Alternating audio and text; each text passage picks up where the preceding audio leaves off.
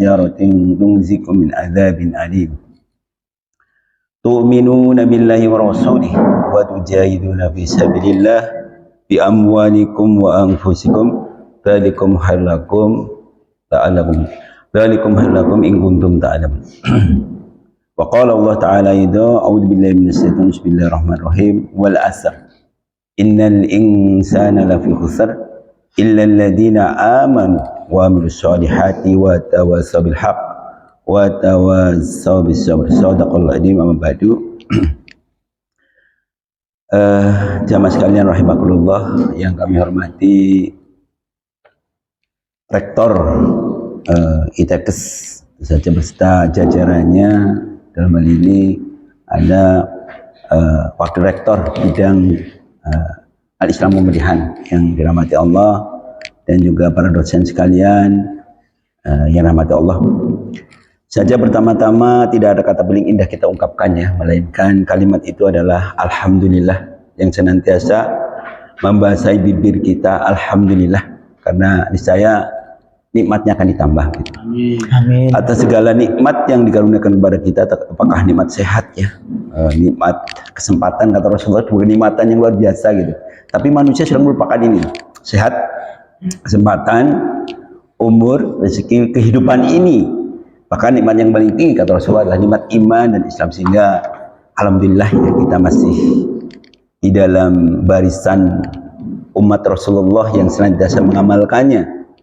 Dan betapa ringan langkah kita, betapa lapang dada kita senantiasa menjalankan yang diperintahkan Allah Subhanahu wa taala, syariatnya, termasuk pada kesempatan talabul ilmi. Pada kesempatan ini kita hadir tanpa berat gitu, ringan gitu ya, karena tadi kita karena ketakwaan kita kepada Allah Subhanahu wa taala.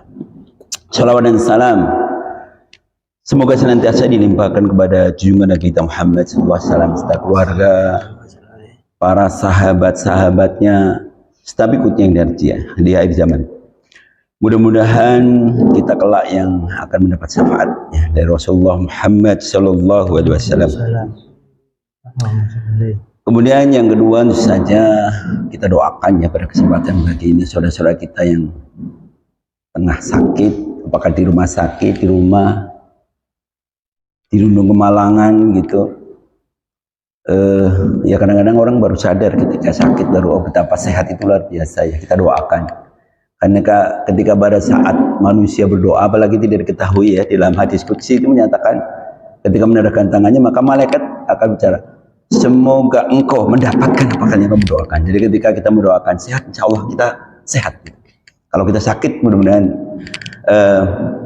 lekas sembuh. Dan mudah-mudahan wasilah kita mendoakan ini, mereka yang sedang sakit mudah-mudahan lekas sembuh, mereka yang sedang sempit rezekinya ya mudah-mudahan Allah berikan kelapangan, mereka yang sudah punya hutang itu luar biasa ya, dunia itu sempit gitu.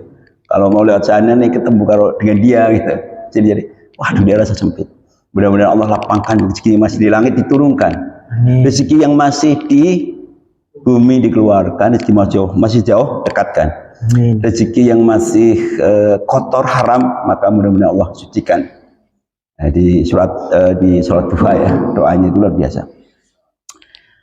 Assalamualaikum warahmatullahi wabarakatuh. Ya, kita doakan juga saudara-saudara kita yang sedang melaksanakan ibadah haji luar biasa ya. Dan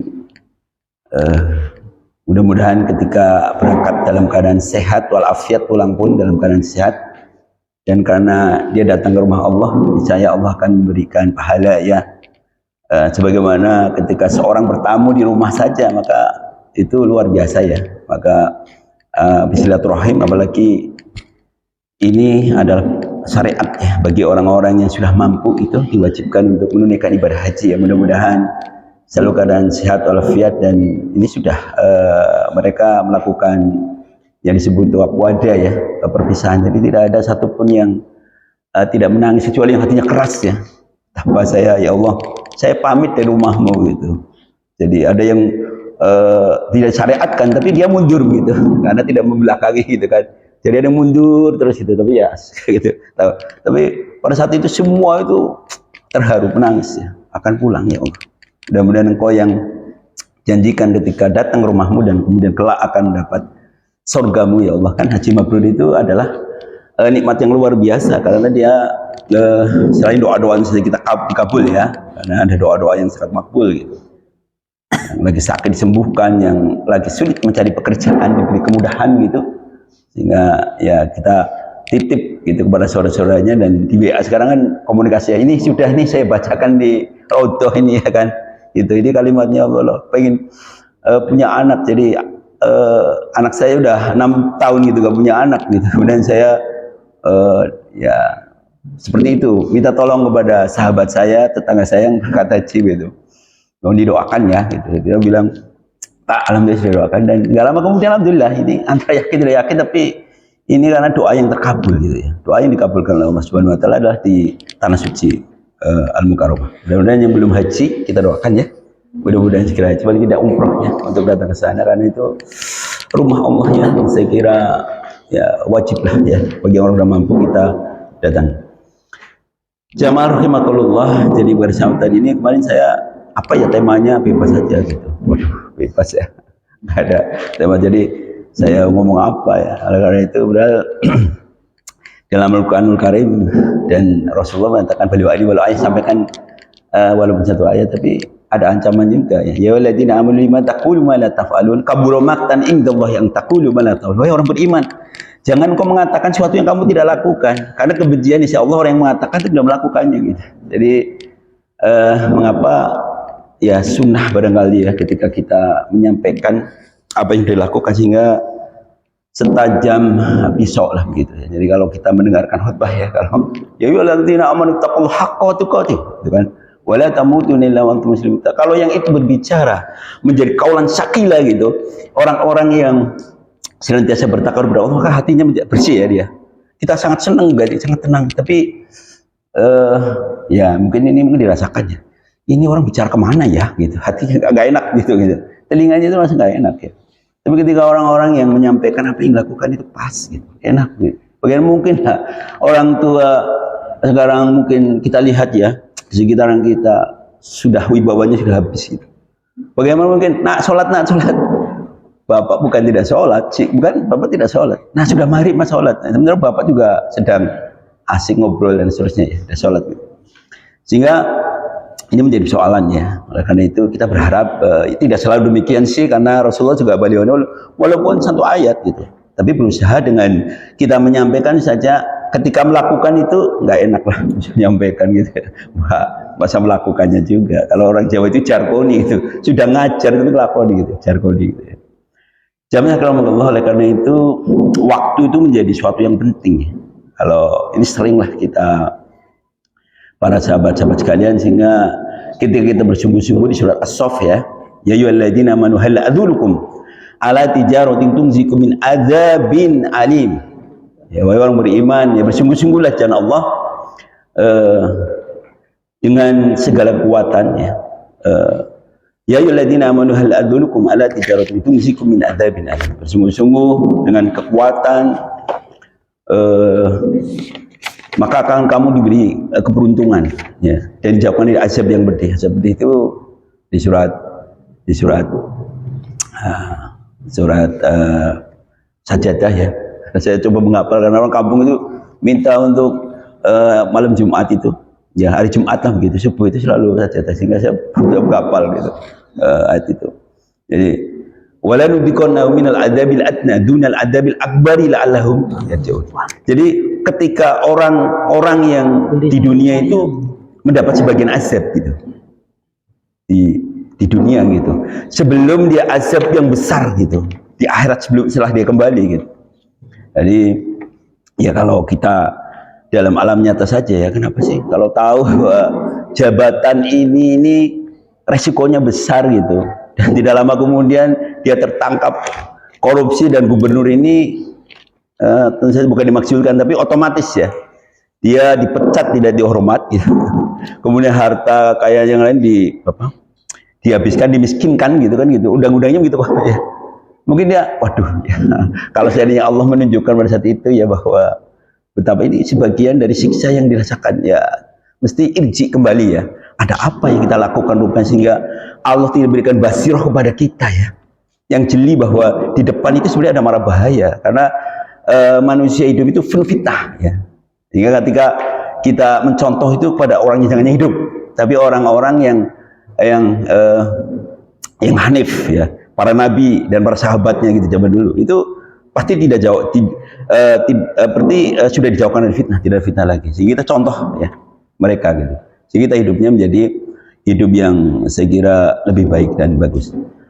Cuman saya rahimakumullah, di dalam surat Al-Asr ya, itu saya membaca asbabun nuzul surat ini itu ketika para zaman ini kan surat ini surat Makkiyah ya, cenderung pendek gitu, isinya tentang hukuman dan ancaman biasanya gitu. Para sahabat waktu itu mencerca gitu ya, waktu asar ini ya, mungkin yang bahasa apa namanya, bahasa ini ya, kebun binatang macam-macam, ada anjing macam ya, membuat sial ini gitu. Karena pada saat itu tuh para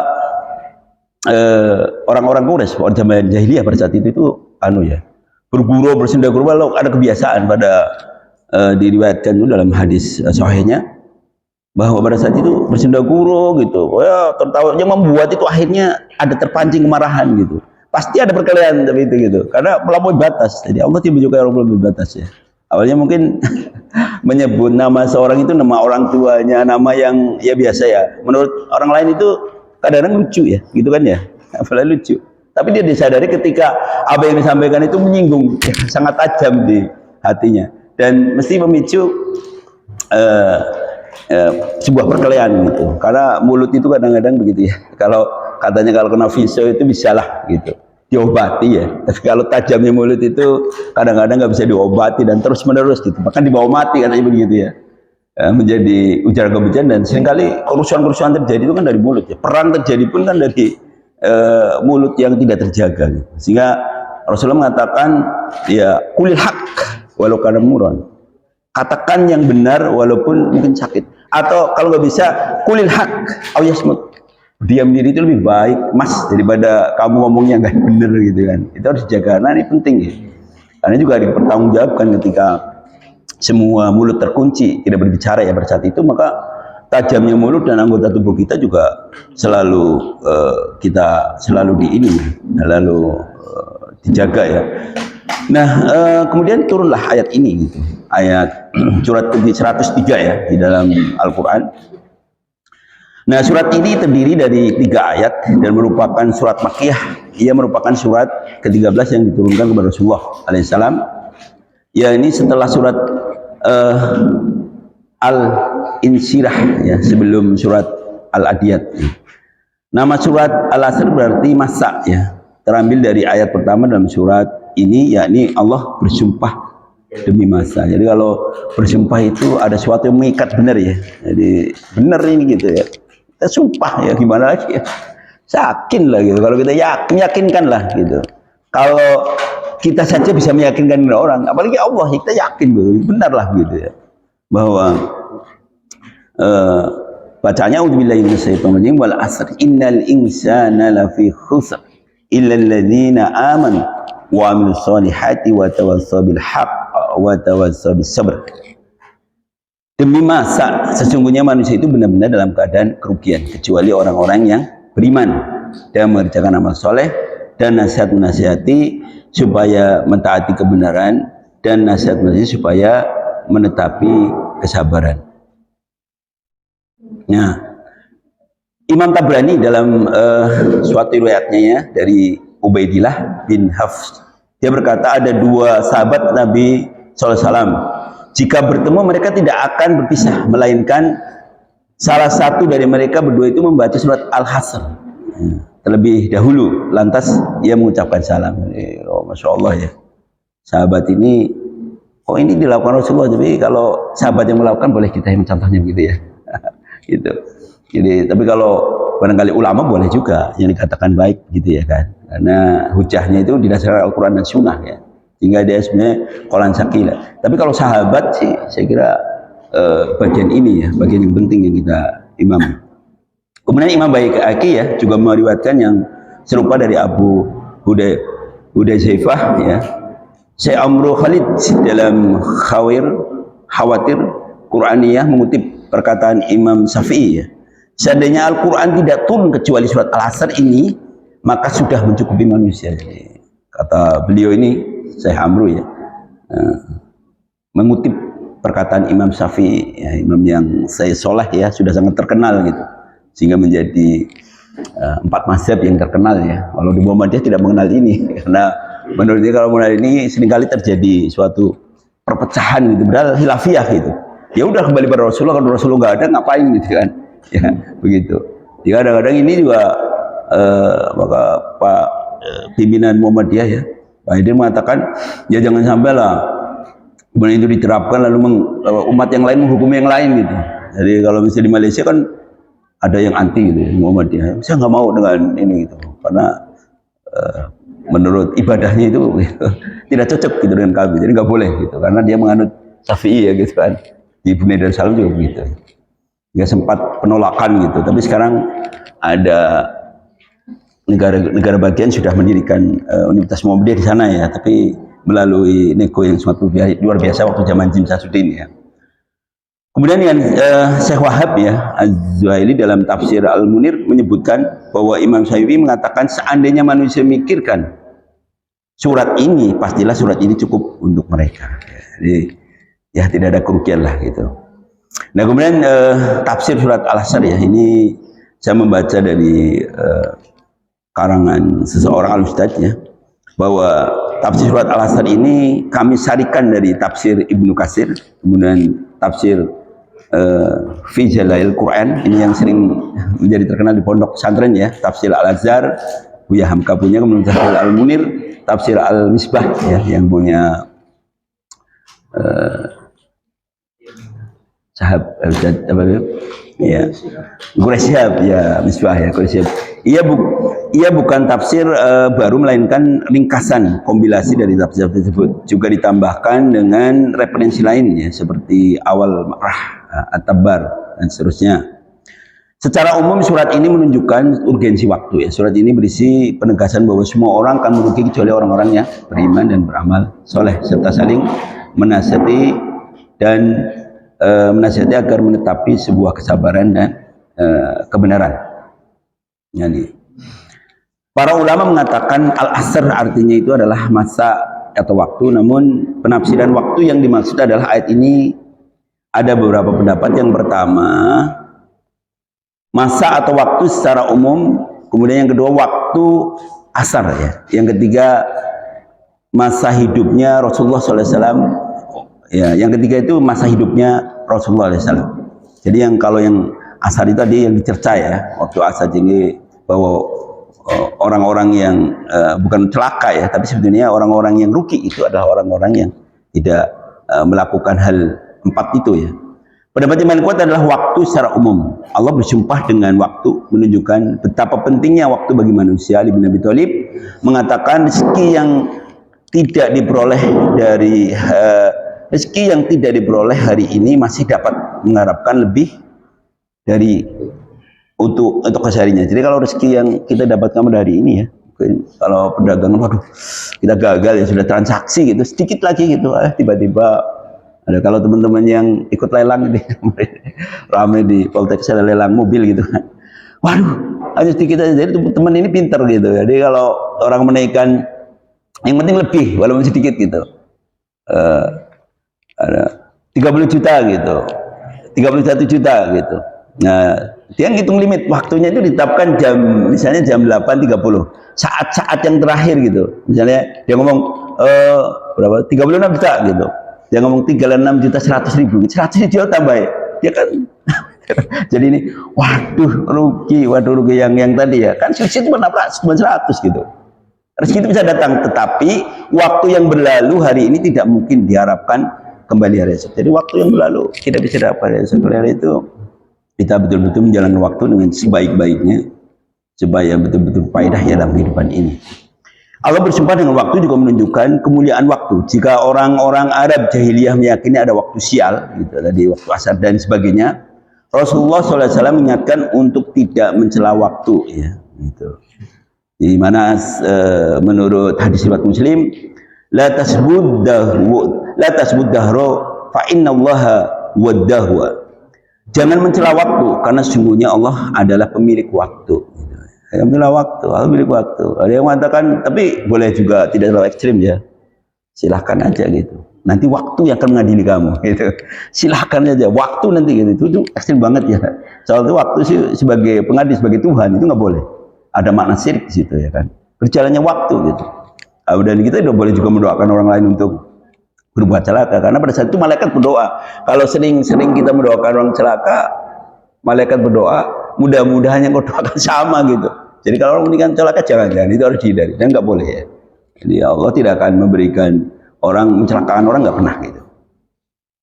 Kemudian sedang al-asar yang ditafsirkan waktu asar, ia juga memiliki korelasi kuat dengan isi surat ini ya. Di antara kebiasaan orang-orang musyrikin Makkah, mereka menggunakan waktu asar untuk bersantai sambil menghitung untung rugi perdagangan. Dalam hal ini Allah bersumpah dengan al-asr ya, bukan untuk menghitung untung rugi dunia yang sementara, tapi untung rugi di akhirat yang abadi. Jadi kalau sudah akhirat sudah abadi, dan kampung kita itu sebenarnya kampung akhirat. Kampungnya Nabi Adam di mana sih awalnya? Di surga gitu ya kan.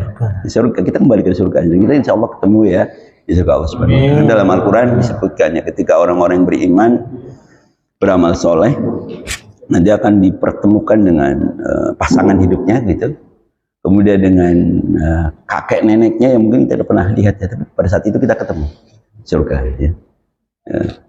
Di surat Ar-Rum itu ya kalau nggak salah, kalau itu baca ya. Ya, orang antara lain adalah orang yang memenuhi janjinya gitu, orang yang memutuskan yang sudah terputus ya, menyambung silaturahim gitu. Jadi para ulama mengatakan, jadi antara lain itu ya, silahkan dibaca surat Ar-Rum itu ayatnya sekitar ayat 11 sampai 26an gitu ya. Jadi nanti qala rabbirji'un, kemudian malaikat itu menyapa gitu dari pintu-pintunya di situ ya. Wah, selamat ya gitu, atas kebaikan kamu mendapatkan di surga gitu, bertemu dengan seluruh keluarga yang berkumpul ya kan, senang banget gitu.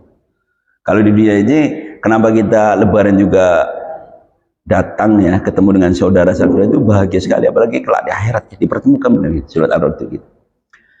Kemudian surat ayat kedua di surat innal insana fi ahsani taqwim, innal insana la fi khusr, sesungguhnya manusia itu benar-benar dalam kerugian.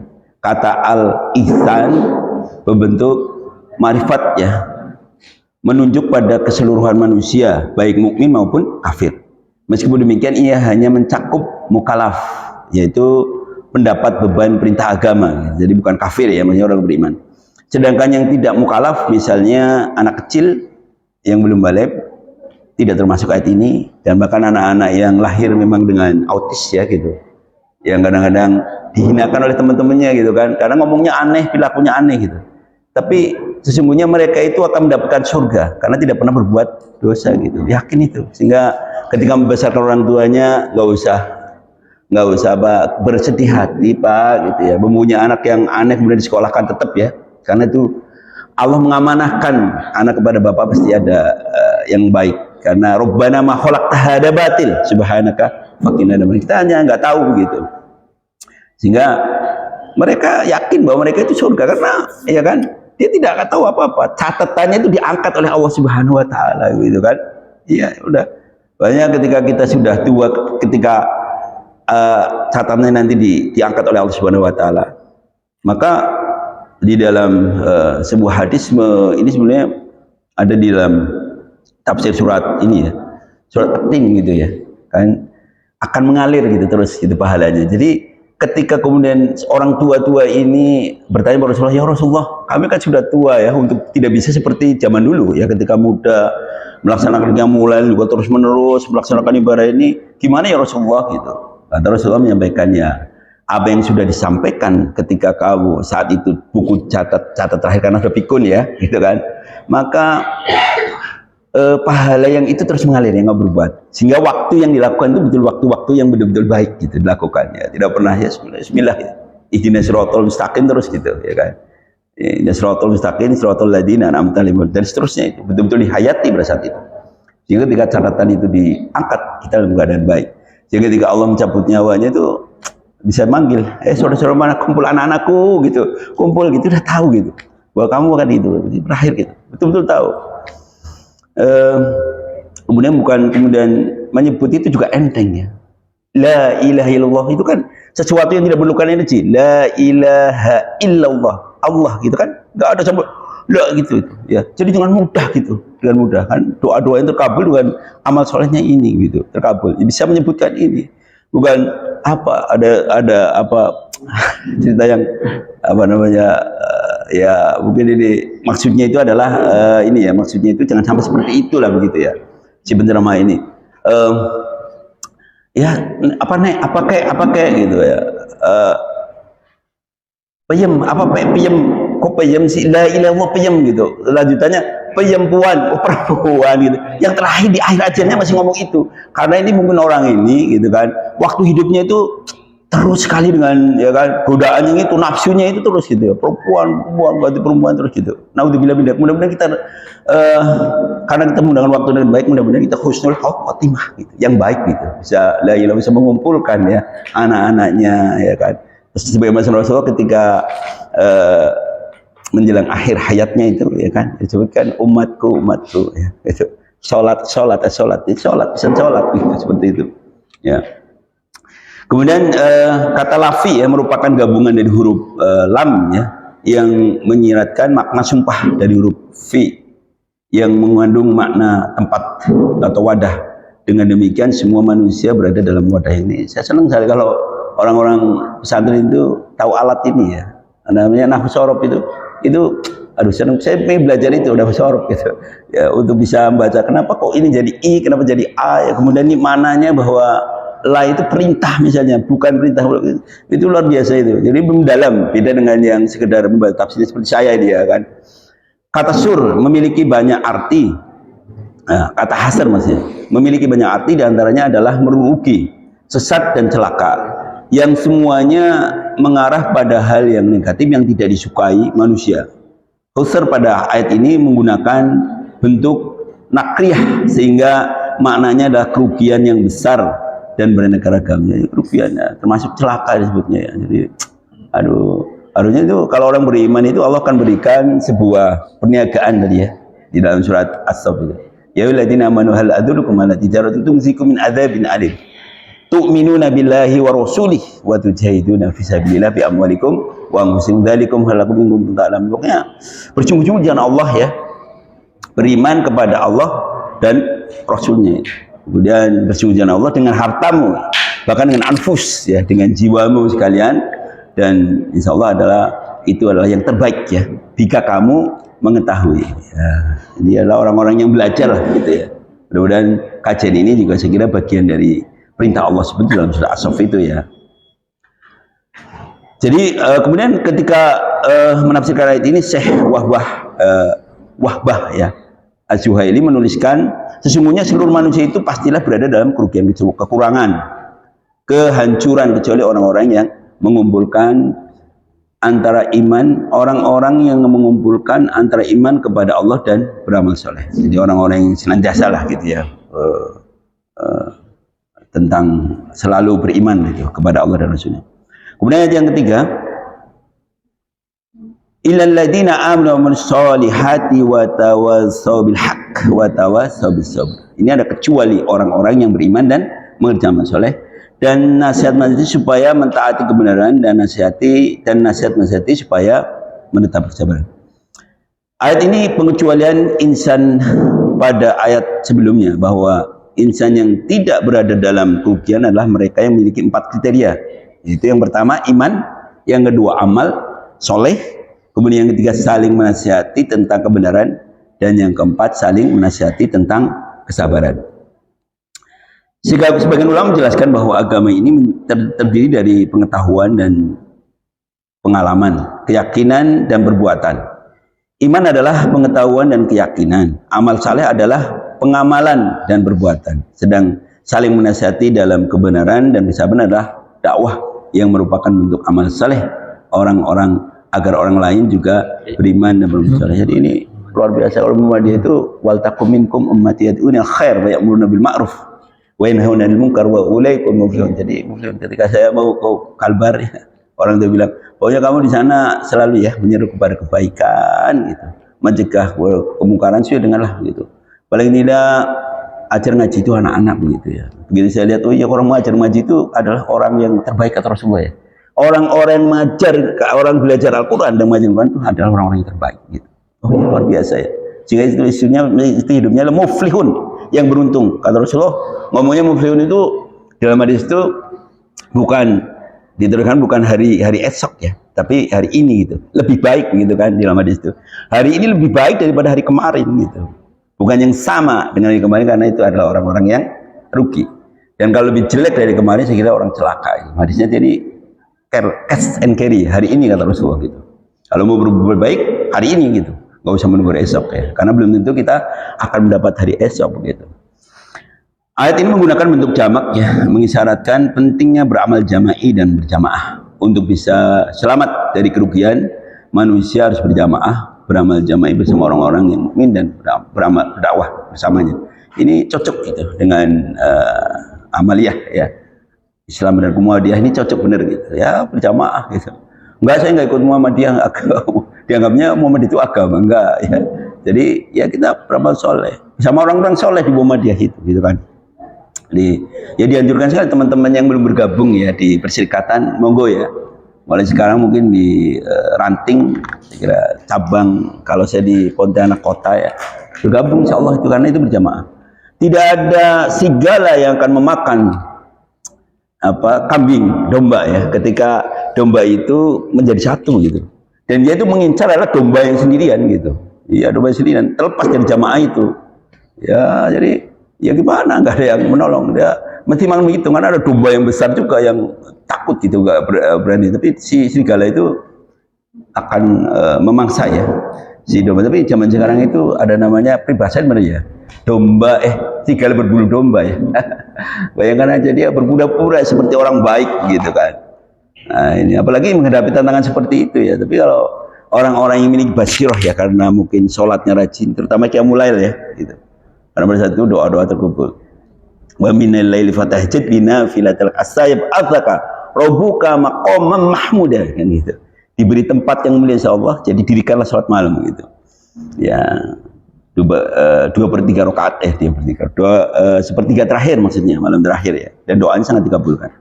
Maka dia akan terlihat pandangannya itu betul-betul enak ya, menyejukkan. Dan kata Ustadz Hidayat ya, ketika berceramah berapi-api gitu, bagaimana orang-orang yang berqiyamul lail berjamaah Rasulullah itu wajibkan zaman dulu ya, tapi sekarang cukup ya, sangat di sunnah, tapi sunnah paket ya, sunnah yang dikuatkan gitu, jadi mendekati wajib ya. Tapi ada teman-teman ya, pokoknya apalagi sholat ketika Ramadan ya, ini seperti wajib gitu, jadi kenceng gitu lakukan qiyamul lail. Karena ketika itu kata Hidayatul Wahid, Ustaz Hidayat kita Ustaz Hidayat mengatakan, kalau seandainya pada saat itu ada harimau yang sangat sangat buas gitu, akan memangsa siapa saja, maka niscaya gitu ketika sholat, dia mengutip dari kalimatnya siapa gitu, imam siapa, maka harimau itu akan berlalu gitu.